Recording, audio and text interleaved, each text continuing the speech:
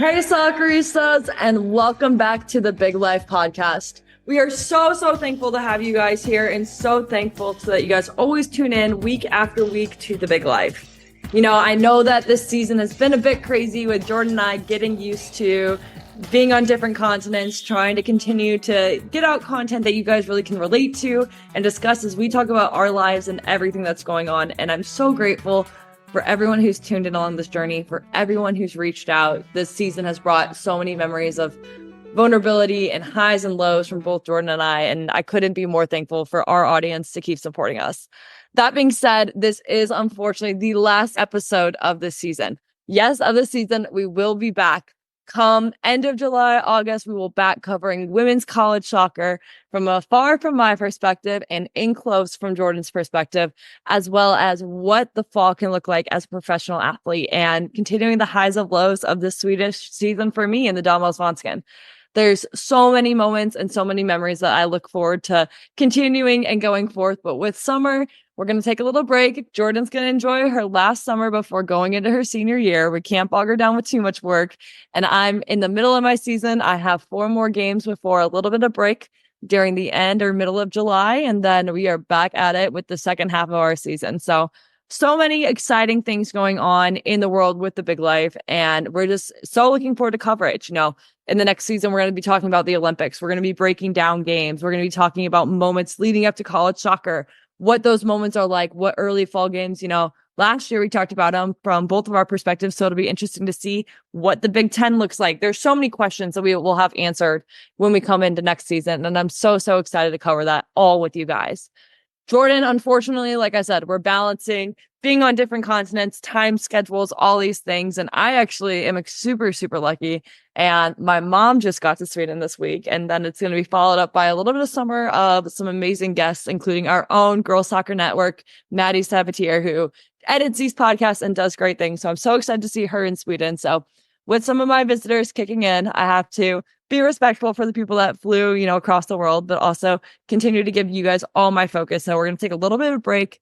That way, when we're back and we're big and bigger than ever. This is an incredible interview that Jordyn has done with Andrea Brimmer over at Ally, talking about the growth of women's sports, talking about all the ways that Ally has supported women's sports and so many different things about the investment of the game and how we've seen it grow. So it's truly an inspirational one to leave us on season 2 on a high note, talking about so many exciting things in the future of the women's game that we're so thankful to companies like that for contributing and giving us their time. So this is an incredible interview to wrap up season 2, and I cannot wait to keep you all updated with season 3.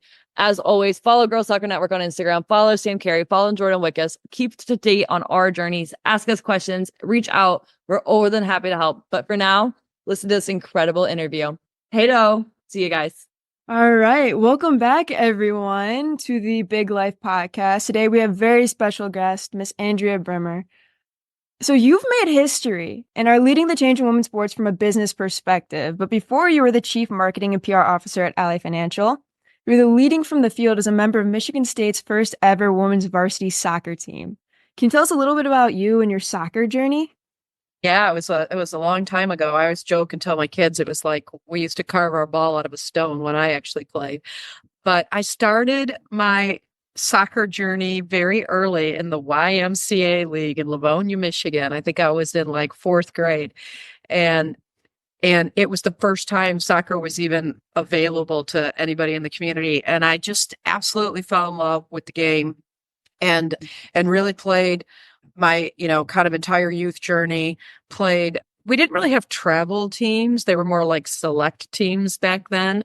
So played a lot of select soccer, played high school soccer, and I played at Livonia Stevenson. Livonia Stevenson was like a soccer powerhouse.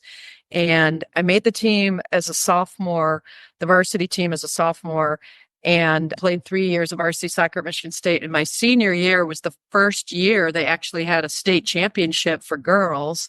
And we won the state championship that year at Flint Atwood Stadium. We beat Saginaw 7-0, which is a pretty good beatdown for a state championship. And then came up to Michigan State. And when I came up to Michigan State, it was still a club sport. but there was a lot of emphasis and focus around trying to achieve our varsity status. And so the girls kind of came together and we bombarded the athletic department and talked to anybody we could talk to and played as full of a schedule as we could play and tried to bring as much awareness as possible to why we should get varsity status. And we were able to achieve that while I was there. And I got to play 4 years at Michigan State.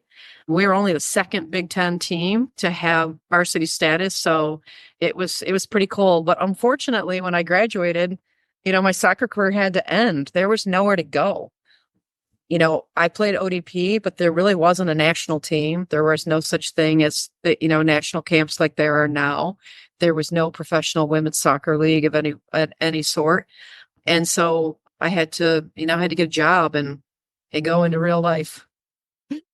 Yeah, absolutely. And I've heard that's a big part of your story is that you want to be able to push so that no kid has to go and kind of end their career without any options for her. Yeah, honestly, it was a big hole in my heart, like it still is today. My biggest dream would have been to play for the national team, play in an Olympics or play in a World Cup. And that just wasn't a possibility. And so a lot of what I have committed and Ally has committed, particularly with our 50-50 media equity pledge between men's and women's sports, is that no little girl is ever going to have to feel like she's got a dead end in her sports career or she isn't worthy of prime time or any of the things that I felt as I transitioned out of sports. And just like, you come out of college and you're in prime shape, you're in prime playing condition, and it just ends and it's really abrupt and it's a really hard transition. And for those people that don't want to have that transition, I don't want them to have to feel like there's nowhere to go. Absolutely. And, me and Sam talk about it a lot, just how much everything's changed in our time here. I'm going into my senior year. Sam is now playing professionally over in Sweden. She's normally the co-host here, unfortunately, because she's in Sweden. She couldn't make it today, but just how many options there are for us now that weren't even here when we started this process and how much women's sports and especially women's soccer is growing. Yeah, it's amazing. It's awesome. I'm so happy for you guys. Yeah, thank you. And we owe it a lot to you. And you guys have paved the way for us, especially being a Michigan State alum. I love hearing the story of how you guys got the varsity status that I can now just sit back and enjoy. And it means so much. And you mentioned Allie's 50-50 pledge, which I definitely want to dive a little bit into because as you trailblazed at Michigan State, leading the way there, you also led the way in terms of media rights and equity and equality in terms of women's and men's sports for Ally Financial. Can you tell us a little bit about the pledge and what it means? Yeah, absolutely. And before I do, just on your note about us paving the way, you guys are definitely making us proud. So back-to-back Big Ten championships, deep run in the tournament. It's incredible to see how you guys seize the opportunity and what's happening with this program. And I saw a stat in social media the other day about Jeff having one of the highest winning percentages, like right up there with legendary coaches like Anson, which is just really cool to see Michigan State in that company. So kudos to you guys. But the pledge really emanated out of the 50th anniversary of Title IX and is a product of Title IX. And also being on the board of the Women's Sports Foundation that was started by Billie Jean King with a really big primary focus to protect Title IX, which is coming under siege. There's a lot of pressure around Title IX. We wanted to do something substantive to recognize that 50th anniversary and to celebrate the power of what Title IX has done, particularly for so many women. And we saw this really interesting insight that less than 5% of the media coverage was going to women's sports. And we did some quick back of the napkin math and realized that as a brand, 95% of our investment was going into men's sports media and about 5% was going into women's. And we never would have thought about it if we hadn't seen that stat, to be honest with you. And so we just came up with this crazy idea of what if we could get to 50-50? And what if we could pledge that publicly? And I'm really good friends with Julie Foudy, who was, one of the 99ers and a pretty big name in the soccer world from her time with the national team and ESPN and all the things that she does there. has a good podcast of her own, Laughter Permitted, which is awesome. And I called Foudy. She was hosting the ESPNW summit. And I said, hey, we've got this big announcement we want to make. Can we make it live at the summit? And she's like, absolutely. So we live streamed into the summit and surprised everyone. My team, all the people that were in the audience, and people just went wild. And it's pretty cool. 2 years later, by the end of this year, we're going to be within spitting distance of being right at 50-50 between men's and women's sports. That is absolutely incredible. And, it breaks my heart a little to hear the initial stat, less than 5%. That's a tough pill to swallow, as a woman in sports. So to see you guys kind of paving the way, what kind of pushback did you get? I don't assume that was an easy thing to do. That's a large jump. Yeah, the biggest pushback is that there is this misperception. I don't know that many people believe it today, just 2 years later, but at the time there was this massive misperception that nobody wants to watch women's sports. And of course, when it's on at 3:00 in the morning on, ESPN 10, no, nobody wants to get up and watch it. But when you put women's sports in prime time slots, you put them on Saturday afternoons, you put them on prime time slots on the weekends, the numbers have demonstrated that people will watch. And I could rattle off a whole bunch of statistics, but we were instrumental in getting the NWSL championship game moved to prime time. And, there was a 76% increase in viewership. We had almost 1 million people that watched the game that night versus a really low number the year before when it was on, 12:00 on a Saturday afternoon. Look at the women's, basketball championships. I don't think anybody needs to repeat those numbers. Outperformed men's March Madness the last 2 years in a row. NWSL shattering all kinds of viewership records this year just by having a broadcast contract that has a lot of prime time slots and access. And so the biggest pushback was really that people don't care about women's sports. Nobody's going to watch. And we had to overcome that by creating the media and forcing the legacy media platforms to think differently about the opportunity. Yeah, absolutely. So when you say you had to change kind of the media and create it, when you're trying to buy 50% of media rights for women's sports, did you have to create the media to buy yourself, or is it moving around? How did that look like? Yeah, so I'll give you a great example. We did a multi-million-dollar deal with Disney, who owns obviously ESPN and ABC and Hulu and a lot of big platforms, right? And I sat with Rita Farrow, who's the head of Disney advertising and sales. And we talked about this vision for 50-50. And we literally sat down, her team and my team. And part of the multi-million-dollar deal was that we said 98% of our investment had to go into women's sports. And the women's sports that they carried, whether it was soccer, volleyball, basketball, softball, had to be moved into track and field, had to be moved into prime time slots, that we would not accept like a 3 a.m. softball game on ESPN. So we literally sat for months and the network moved around media and programming to put them into time slots that were acceptable to us. And then we also created what we call in the industry shoulder content. And it was really cool. What we did is we worked with ESPN and we produced 2 different sports center segments that were all written by women, all women anchors, all women behind the camera, 100% female produced, created, and delivered. And that was shoulder content that surrounded the media that focused on the sports that we had moved into prime time.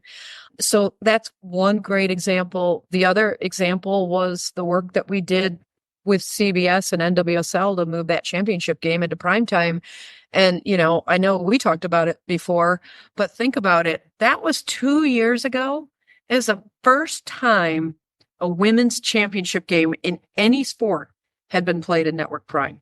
And that was because we demanded that the game get moved and put together a substantive media package around it that would allow CBS to be able to monetize and drive revenue off of having it in prime time.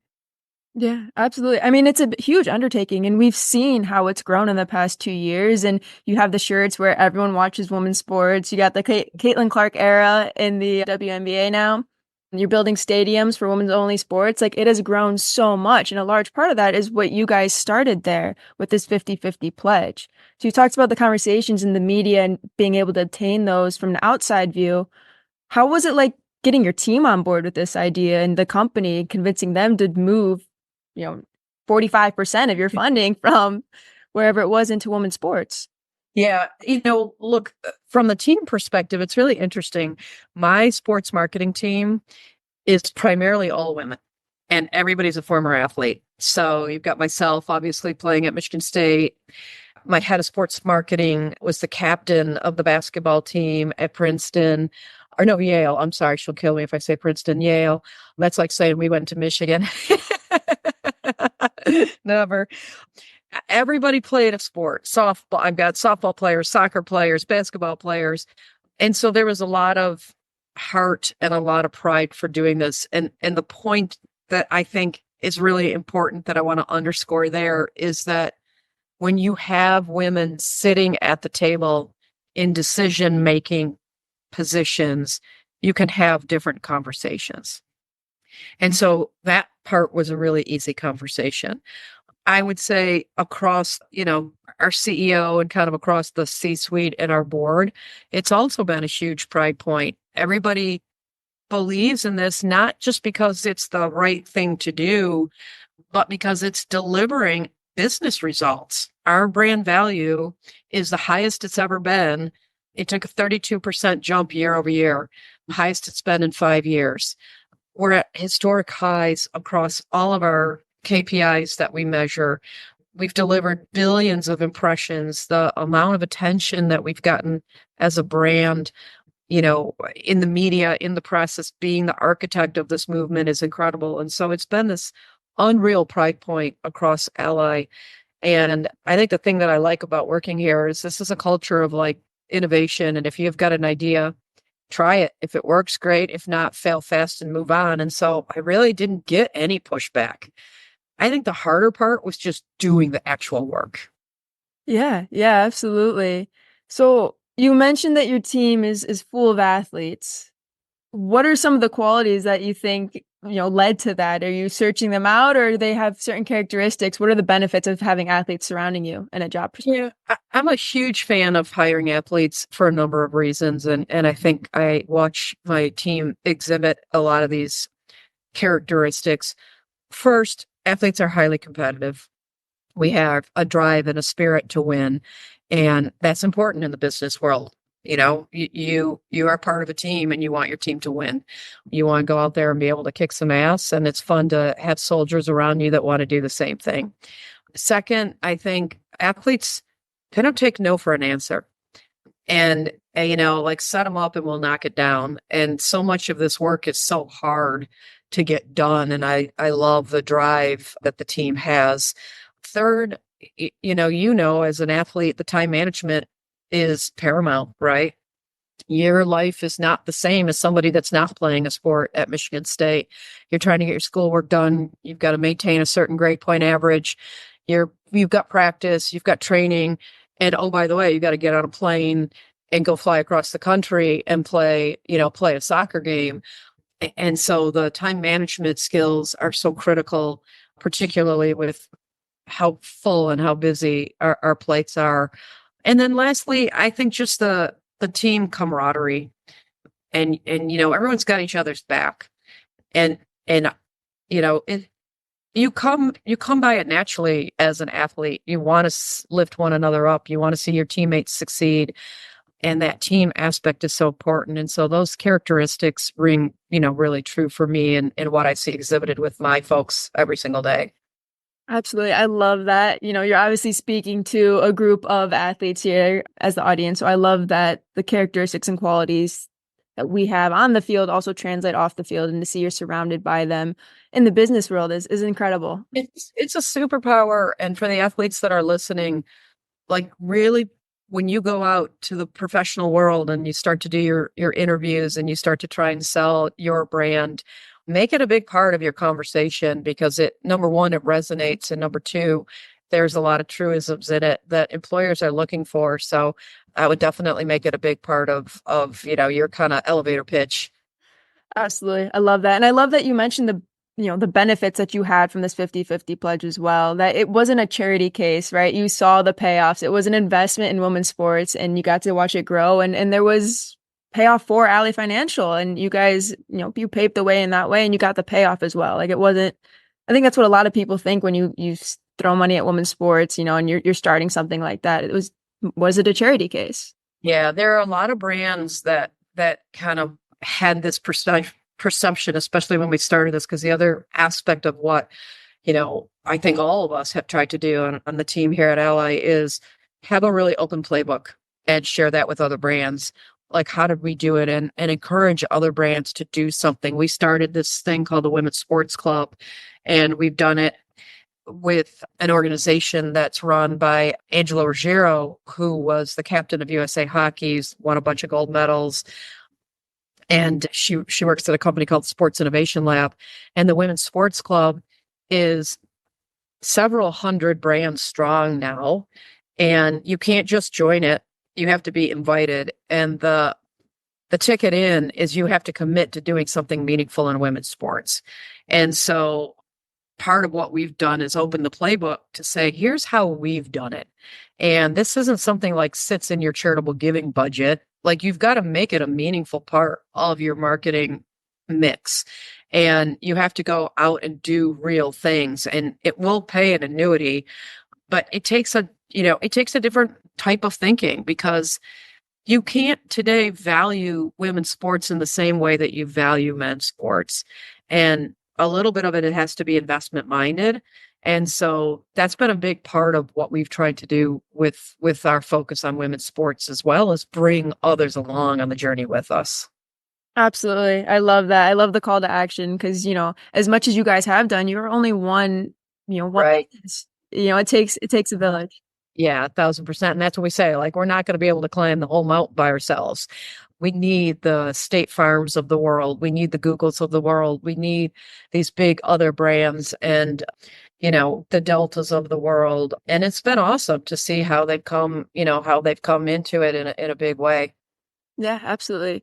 I've heard you tell the story of when you found out that Wrexham AFC women's team, that when they bought the team, they didn't even know there was a women's side to it. Yeah. That's crazy. Isn't that crazy? So Rob and Ryan, especially Rob, super, super focused on women's sports, loves women's sports. His whole Mo Better production company is producing a lot of content around women's sports, really believes in the thesis. I actually filmed an integration for Wrexham that's actually going to be on tomorrow night on Welcome to Wrexham. And so tomorrow would be June 7th. It'll be on tomorrow night on Welcome to Wrexham. So check it out if you get a chance. But what he was stunned by is that when they bought the team, whole year, no one ever told them there was a women's team. And then they went, and the women are good. Like, they're ballers. And they're like, they were crushing it. And he said that he was appalled at where they were playing. If anybody's been watching Wrexham, their stories are also interesting. And they were chagrined to find out that it just never occurred to anybody to tell them there was a women's side. Like, I don't even understand how that could possibly happen. Like, that is so mind-blowing to me that it's over a year before you even know that there's a whole other side to what he bought it. I think it shows it's funny. I'm surprised at how much further behind in terms of some of the progress a lot of the European nations are relative to equity in women's sports. But I think this last World Cup changed a little bit of that. And, focus like Wrexham, et cetera, are helping with it. I'm hearing rumors that maybe the next Ted Lasso is going to be focused on a women's AFC team, which could be really fun. So, we'll see. But yeah, it's pretty mind-boggling. And I think Rob and Ryan were pretty ashamed to know that it wasn't part of anything that anybody told them about. And I know they've got big aspirations for that Wrexham team. Yeah, I love that. And obviously this is a women's soccer kind of podcast. So I'd love to dive into a little bit with your partnership with the NWSL a bit more. Yeah. Yeah. How did you guys get involved with the NWSL? What drew you to them? Well, I came by it naturally, being a huge soccer fan. And, we looked at our sports portfolio. I mentioned that stat of less than 5% of the media coverage. Well, to compound the pain, less than 1% of brand sponsorships go into women's sports. And when when I looked across our portfolio, we had always partnered with WICC, the Women's Friendlies. WNBA was taken by US Bank. And if you think about it, really the only other professional women's league out there is NWSL. And we originally thought about doing a team deal, being front of kit for a team, and that didn't fully materialize. And so I started talking to the commissioner of the NWSL at the time and said, hey, what's available for our category? And she said, the category is open. So if you want the category, it's yours. And we can do a sleeve sponsorship because it's a league owned asset and you can be on the sleeve of every kit. And it was cheap at the time. I mean, it was really cheap. And we jumped in immediately and have really blown it out. And it's really exciting to see today. Not only did we extend our relationship with the NWSL, we are official partners of the Players Association as well. Like I said, we're on every kit. We've built tons of content around it. We're bringing it to life every single day. We're, proud media partners with ESPN, who carries a lot of the NWSL games. So it's been really cool to see how the sponsorship has grown over the years and the things we've been able to do. Yeah, yeah, absolutely. Obviously, being a soccer fan, that's kind of the first time I was introduced to your guys' brand. And then you start seeing it everywhere and you start seeing the NWSL grow and obviously your guys' advertisement and support with it. It's been incredible. And like you said, being a part of the advocacy for the players and that players group as well, not just on the business perspective, but being able to be there for the actual players on the field is incredible. Yeah, part of it, Jordan, that was really interesting to me was getting to know so many of the players on a personal level and understanding their stories and their journeys. You probably know starting salary in the NWSL is $35,000 a year, right? What are you going to do with $35,000 a year? Spending time talking to people like Ashlyn Harris and her telling me, I played I played in 2 World Cups, played in Olympics, and played professional soccer for 15 years. And as I retire, I've got to figure out, where to go from here because I'd never made enough money playing soccer to support my family or sustain my life. You heard those stories over and over again from players that we've all idolized. Michelle Akers, Julie Foudy, Hallie Wagner, Ashlyn, the list kind of goes on and on. And then what happened a couple of years ago with all the scandals that plagued the NWSL and those stories, we really wanted to jump into the Players Association because we wanted to show players that they had a voice, they used it, and we were not going to abandon them for doing the right thing. And so a big part of our sponsorship has been about how do we shine a light on the sport and how do we help the athletes monetize? And whether it's putting money directly in their pocket through Team Ally and letting them be brand advocates for us, or just the sponsorship itself and the media investment that we're making, which allows player salary to grow. Yeah, yeah, that's amazing. I love that. I love that you were there for them. Like that, because that's probably one of the biggest fears is that everyone's going to leave as you go through all those controversies and you start to stand up and hear their voices. So I'm sure that meant a lot and has continued to mean a lot throughout your guys' partnership with them. What do you hope the future looks like for women's sports and it's women's soccer specifically? Yeah, I mean, I think I hope that this country becomes the place where the best players in the world play. I do think the NWSL is attracting an incredible caliber of athletes. You look at all the international players now that are coming here. Barbara Banda's like tearing the league apart right now, right? So there's this saying within the NWSL, the best play here, and I hope that rings true. I'm super excited for the direction of the national team. I love Emma Hayes, and that's a great story. In January, I get this text. Andrea, you don't know me. I'm Emma Hayes. I coach Chelsea. I'm going to be the new coach of the national team. I love what Ally's done for women's sports. I'd love to spend some time talking to you. And I was like, what? Is this a prank? And so I got on a call with Emma, and first thing she said is, I want to open an Ally bank account because I want to support you guys, which I thought was incredible. And we spent a lot of time with her, and I love the direction of what she's doing with the team now. And I feel like all the players, like, you really see their level of play coming up because they realize they ain't going to be the same old anymore. You want a spot on this national team, you're going to have to earn it, keep it. So I hope we get back to world dominance in terms of the national team. And then I think in general, my hope is that you start to see the league expand. You know, we get to a healthy number of teams, that there's more opportunities and places for players like yourself to play, and that they make a real salary, and that they're able to sustain themselves and create a good life for themselves through athletics.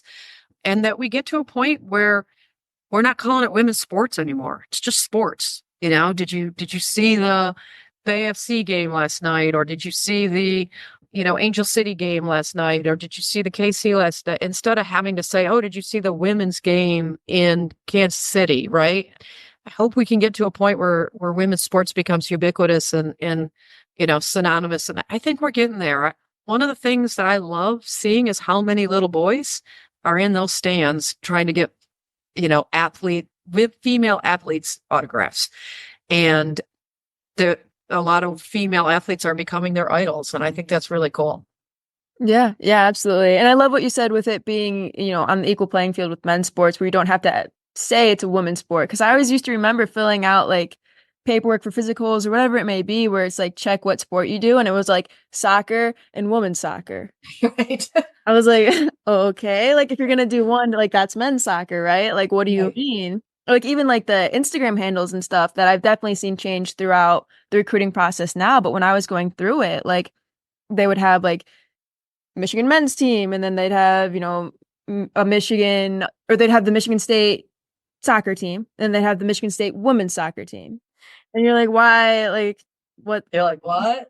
Like, yeah. And it always made me angry. So I love that you said that. And we're definitely seeing the change in it now. And like you said, I see a bunch of guys wearing, I'm going to buy them for my brothers, that everyone watches women's sports shirts, and they're everywhere. And it's been great to see kind of the change throughout it. And I got to ask, can you explain the tattoo? I love the story when you came and you spoke at Michigan State, your little tattoo and the story behind it on your arm. Can you give a little bit on that? Yeah, I got the tattoo, and I'm actually wearing a bracelet that was a birthday gift to me. It says "Like a Girl." That was a gift actually from Ashlyn Harris and Sophia Bush, which is pretty cool. So I've always hated when people refer to like, oh, you throw like a girl, or how you kick like a girl. Like it's something that I feel like men have said to us our whole lives. And I even hear other women say it, like, oh, don't throw like a girl, or don't do this like a girl. And I felt like the double entendre, take your power back. Yeah, you're damn right. I kick like a girl. You want to feel it? Come over here. You're damn right. I punch like a girl. You want to see how I throw like a girl? And so to me, the tattoo was acknowledgement of taking our power back, number one. And number two, for me, it's something that I look at all the time. Like if I'm in meetings where I feel like the conversation is not going in the right way, I might touch the tattoo, like it's, my little secret kryptonite. And it reminds me that I have this incredible platform, and that I have to use the platform to help other women. And so for me, there's this duality in the notion of what like a girl means that reminds me every single day that while it's a good day for women, it's not a great day yet. There's a lot of work that needs to be done still, particularly in women's sports. And this is just my like, keep going, head down, keep going, don't stop. I love that. I cannot tell you how much I love that. That is incredible. I love the tattoo. And I know you're very, very busy, and I appreciate your time coming on. Do you have any advice to leave our audience with here? What do you hope they take away? Yeah, no. And first of all, it's been a blast being on it. So I'm happy to. So thank you guys for the invite. I appreciate it. I wish Sam could be with us too, but give her my regards. Advice that I would have is what you're doing as a student athlete is very special. It's an incredible time in your life. Stay in the moment, enjoy it. I know it's hard and I know it's a grind, but the joy comes through putting the time in on the grind, and it's going to pay off for you, not just in your athletic career, but as you graduate and go into the professional world. I was telling you guys when I was up at Michigan State last time, it's amazing to me. I'm a CMO at a Fortune 250 company. And the first thing everybody wants to talk about is, oh, you played soccer at Michigan State? That's so cool. Tell me about it. No one's like, oh, tell me what it's like being a C-suite executive, or tell me about this. It's always about my time as a student athlete. And it's a very, very special time. So enjoy every minute of it, embrace the slop of it all, and draw on everything that you're learning, whether you're going to go into professional sports or whether you're going to go into the business world or whatever you're going to do, when you're going to go out and be an innovator, a creator, an entrepreneur. Like, just draw back on the experiences that you've had as a student athlete, because they are unique and they'll definitely bode well for you in life. Awesome. I absolutely love that. Embrace the slop. It's quite the saying, but it's a great, great quote to take away from this all. And like I said, I cannot thank you enough for what you have done, paving the way for me, particularly as a Michigan State women's soccer player now, and then as a women's sports as a whole, and what your company has done, and you forefronting that. So thank you so much for everything, and especially for coming on today. I really, really appreciate it. And yeah, I've learned a lot. Thanks. My pleasure. I'm excited to come up and watch you guys and see you on the pitch. Awesome. Thank you.